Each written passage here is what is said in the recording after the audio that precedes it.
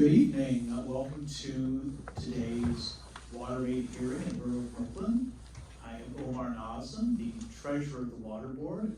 For today's purposes, I'm also double-hatted as the hearing officer for this event. I want to thank everyone for attending. We do these every year to give the public an opportunity to comment on proposed water rate increase for the upcoming year, as well as the board's billing policies and regulations. We're here at St. Francis College again this evening. I want to thank St. Francis for making the venue available to us. We've been here a number of years. It's always been a very accommodating and welcoming place for us to meet. I do want to flag the meeting is being recorded, and an audio recording, video recording, as well as the transcript of the meeting will be made available on the board's website at nyc.gov/NYC-Waterboard. We've placed several documents in the official record today. These include a notice appointing me as the hearing officer, verified copies of the public notices that appeared in the newspapers, a draft of the rate schedule and billing regulations listing rates and policies for the coming year, a public information booklet describing the proposed rates, and copies of the written testimony received by the board so far. The draft rate schedules and regulations in particular are also available on the board's website for review and comment.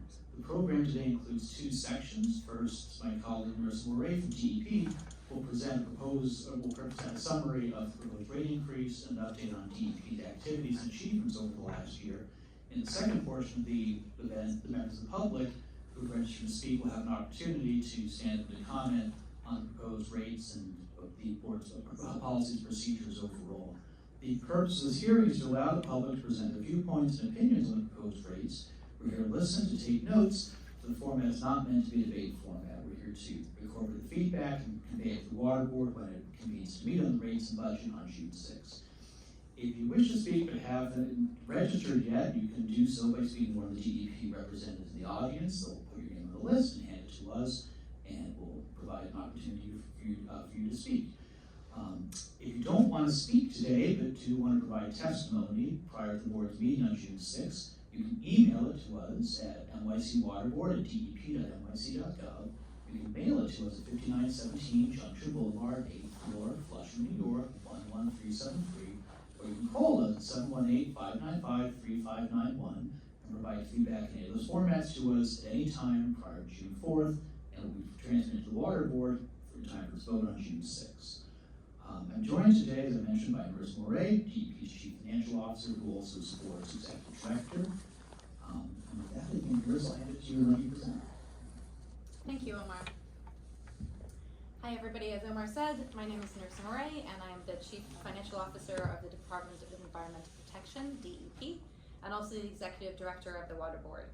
I'd like to thank you all so much for joining us for these very important hearings on the proposed rates for fiscal year 2026. The new rates proposed, if voted in by the Water Board, would go into effect on July the 1st, 2025. In today's hearing, we'd like to take you through a quick overview of DEP, of our budget, and some of the activities that the budget is paying for this year. We'll talk then, of course, about the rate proposal itself. We'll give an update on our customer affordability programs, and then, again, just let you know about the other public hearings that were happening around the city. So first of all, I'm sure most of you know, DEP is the largest municipal water and wastewater combined utility in North America. We have a uniquely large operating footprint. We deliver 1 billion gallons of drinking water daily from the Catskill Mountains and the Delaware River watershed to 10 million New York residents. That includes 9 million of those of whom are here in New York City. We also take away the downstream results of that water, so we treat 1.3 billion gallons of wastewater daily at our wastewater treatment plants. That's domestic sewage, it's wastewater, but it's also stormwater runoff from rainfall in the city.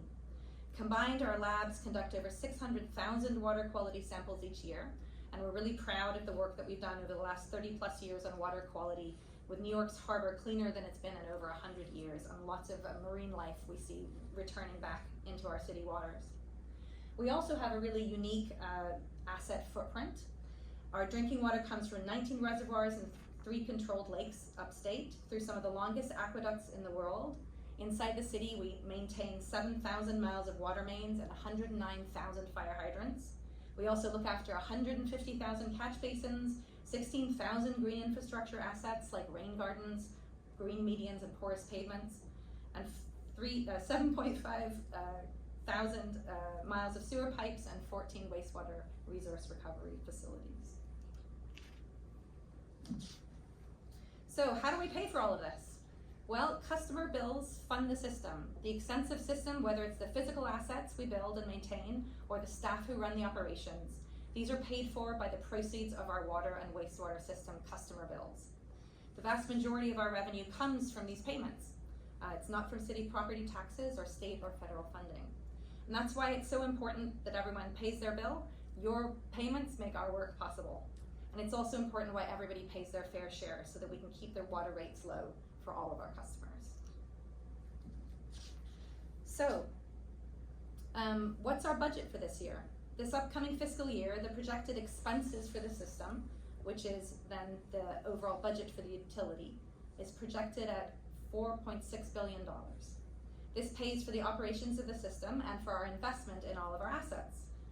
DEP is the system operator, and the DEP operations and maintenance on the system is the largest component of our costs at over $2 billion. You can see here in the first line item. Then next are capital investments. These are the investments to build and to execute large-scale upgrades to our infrastructure assets. These are the second largest cost. We pay for infrastructure construction through municipal bonds, and so each year we pay the capital debt on those bonds for existing projects. So this year you can see that is $1.9 billion. And we also pay for some of the construction through cash payments. That helps us reduce our future debt. That's $225 million this year. A small amount of the budget also funds the cost of the water board. That's the entity that leases the system, sets the water rates, and collects our revenues.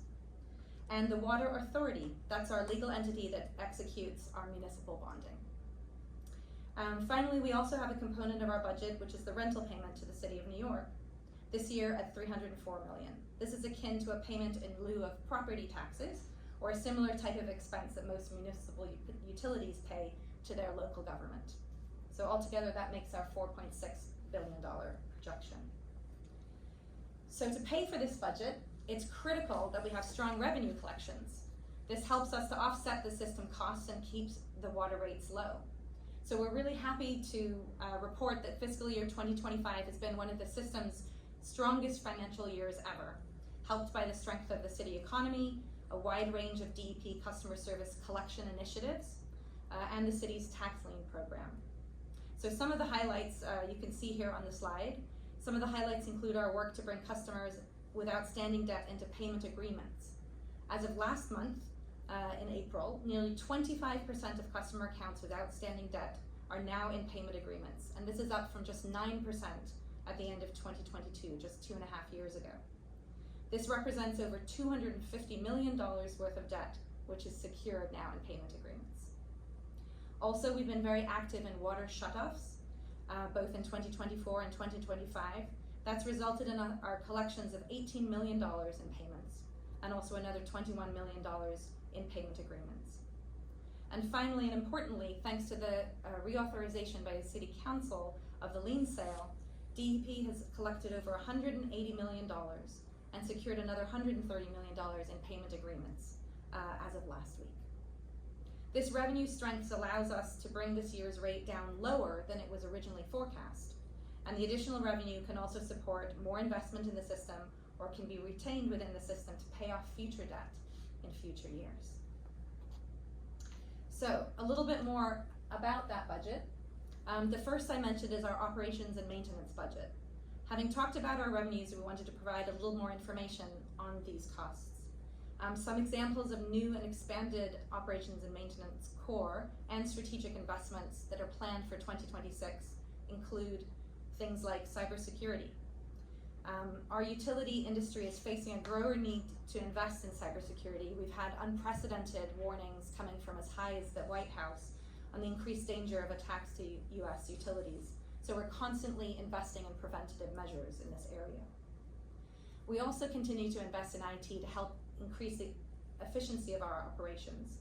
Whether it's new sensors installed to better monitor and understand the real-time efficiency of our equipment, or the capacity of our sewer pipes, or it's upgrades to our customer permit application portals. We're always looking for ways that IT can help us be more efficient.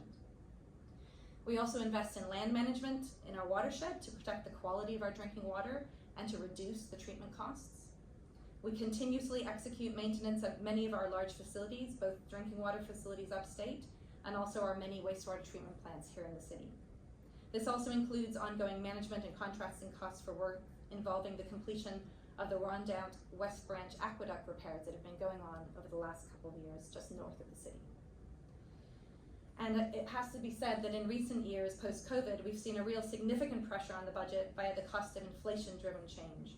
So commodities, the cost of commodities for water quality treatment, energy inputs to operate the system assets. You know, there's a real increase in inflation in our core operations. The other major element I mentioned in our budget is the capital budget. And this is an exciting area because it represents our increase in our significant investment in the maintenance and improvements of our system assets. So this year we've refreshed our 10-year capital plan, and this represents the largest capital budget in the system's history, the largest investment by the city in our assets. You can see that the investments are balanced between the three major areas of the system. So we have water supply and distribution at over $9 billion, the sewer collections at almost $9 billion, and then water pollution control at almost $14 billion. Water pollution includes also our green infrastructure program, which is the largest in North America. This both helps with water pollution, but also with stormwater and flooding in neighborhoods. The $33 billion includes new $3.8 billion of funding that is identified in our public plans, budget plans released with the executive budget.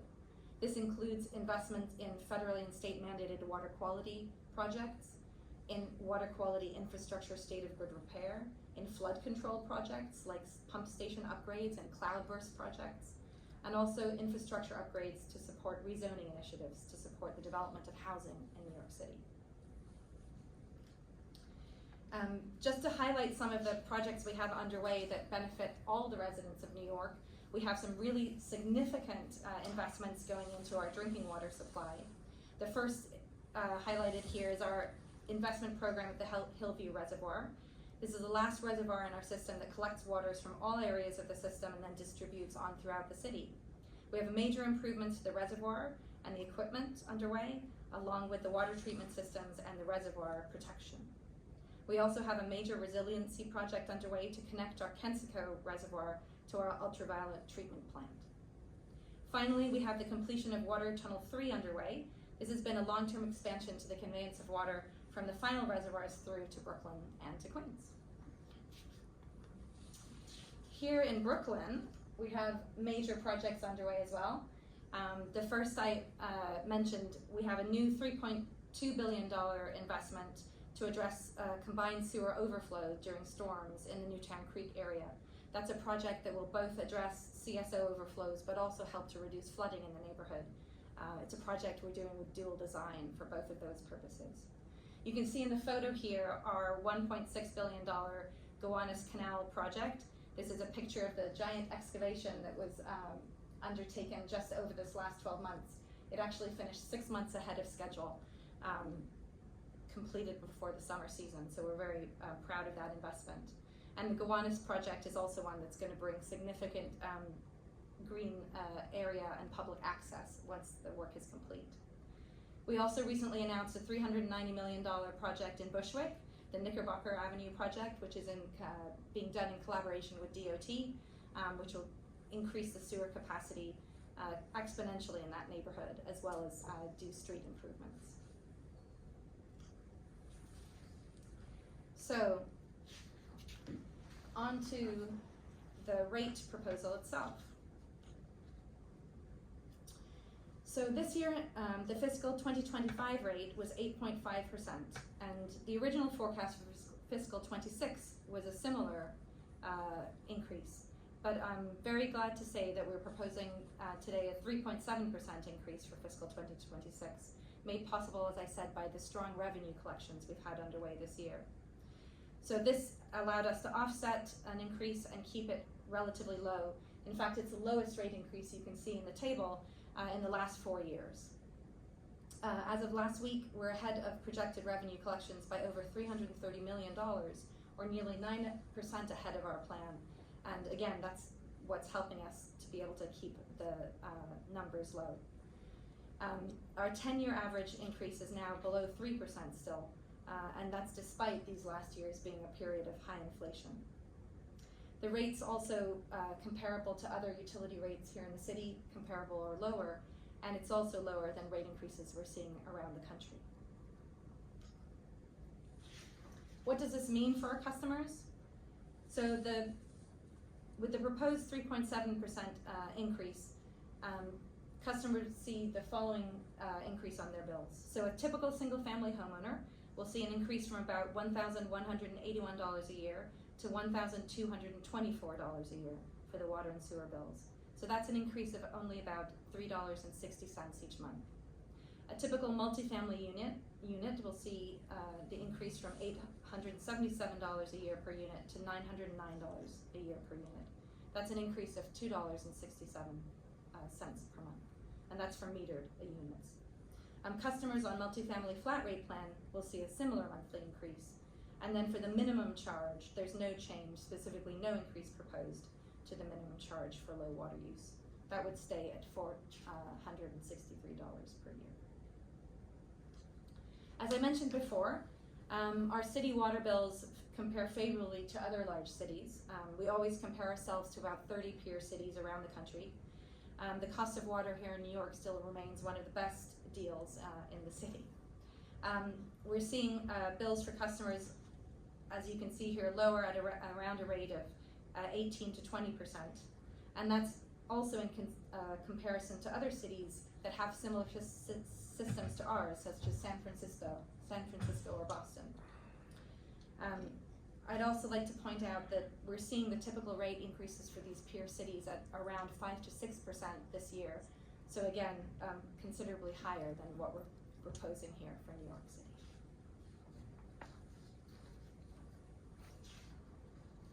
Along with the rate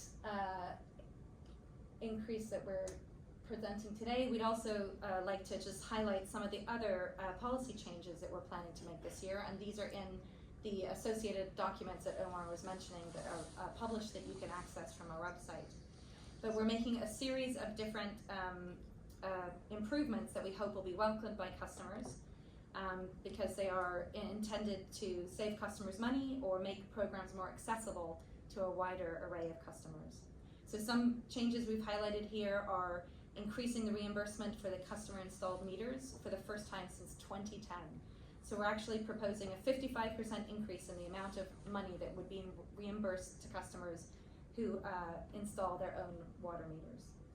We're also providing customers longer warning times and more time to correct issues before we start charging penalties.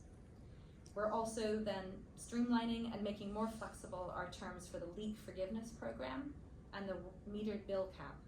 These are two billing provisions which provide adjustment for customers with higher than usual bills, where the cause of that is corrected by the customer or the use was not due to the fault of the customer. We're also making changes to allow for customers facing a water service shutoff to be able to obtain a medical exemption from a physician's assistant, not only a physician, and also to allow the medical exemption to remain in effect for a longer period of time. And finally, we are changing our denial of access fee. It will go up, but at the same time, we're making it fully refundable. So as long as you can grant us access to be able to read your meter or do the other servicing that we need to do, we're happy to refund that charge to you. Finally, and very importantly, we're particularly pleased to be able to end with an update on our customer affordability programs, and this is in particular an enhancement of our flagship programs, the Home Water Assistance Program, HWAP, and the Multifamily Water Assistance Program, MWAP. We have a $26 million program budget for those, which will be reauthorized for fiscal 26, but proposed amendments will ensure that all of the funds are able to be credited to customers every year. So to do that, in specific, it means that our HWAP credit will increase to $159 a year for customers. That's an increase of almost 10% 10% additional savings on customers' bills. For the MWAP program, this has traditionally been an oversubscribed program where we were not able to provide this benefit to all of the folks who wanted to apply, despite the high demand. So these changes are going to allow us to extend the program to additional 20,000 affordable residential units, reaching a total of 65,000 units now. So we hope this will be a welcome addition for affordable housing providers throughout the city. Our other programs mentioned here, the multifamily conservation program, which is our program that provides a fixed annual per apartment rate for building owners who are metered and have water efficiency fixtures. That will continue without change in fiscal 26. And our leak forgiveness program will also be reauthorized and continue on in fiscal 26, although as I mentioned, it will have more flexible terms so that it's more available for customers. So finally, we just wanted to highlight a little bit more the remaining hearings happening throughout the next 2 weeks. Before that, I wanted to highlight one other important point, which is that we're really proud to say that we now have borough commissioners in place for all 5 boroughs, including here in Brooklyn. Drisana Hughes unfortunately couldn't be with us today, but you can see her contact information here. She's now representing Brooklyn and doing all the great work to support our operations, be able to engage very much with the community and through educational outreach. So please feel free to contact her as well as ourselves if you have questions or problems that you'd like our help with. But again, just to summarize, the in-city proposed rate increase is 3.7%, which would begin on July 1st, 2025. As I said, public hearings are taking place through this week and next week between May 27th and June the 3rd. And our final board meeting and our vote will be on June the 6th. As Omar mentioned, the testimony, comments, questions, and any prepared testimony as well can be sent to us either by email or you can call or register to speak. So the email here again is nycwaterboard@dep.nyc.gov. Our phone number is 718-595-3591. And by mail, 59-17 Junction Boulevard, 8th floor, Flushing, New York, 11373. Here just again is the remaining hearings. We're in Brooklyn today, Queens tomorrow, next week Monday and Tuesday in Bronx and Manhattan. And then again, the final vote is on Friday, June the 6th, also in Manhattan. And with that, we just thank you for coming. Is there anyone who would like to speak or provide testimony or make comments? Okay, hearing none. That concludes our public hearing for today. Thank you for coming to this event. We hope to see you on June 6th. And any comments or thoughts you have prior to June 6th, you have until June 4th to send to us as part of the testimony packet conveyed to the Water Board. Thank you.